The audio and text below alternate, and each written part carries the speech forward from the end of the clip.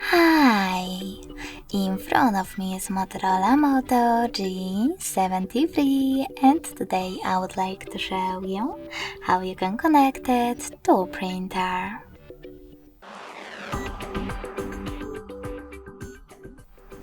First of all, go into Settings.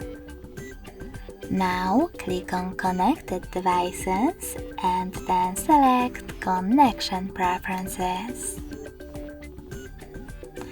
Following that, click on Printing and tap on Default Print Service. Then wait. Your device is now looking for a printer. When it finds one, it will connect to it. If you wish to use different print service, you need to disable this one by clicking on this switcher next to Use Print Service. After that, tap on the back button and click on Add Service instead.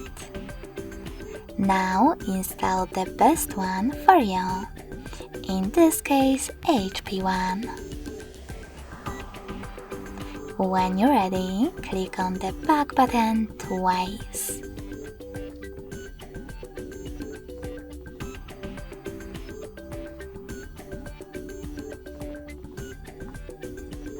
Now just click on your new service and wait again.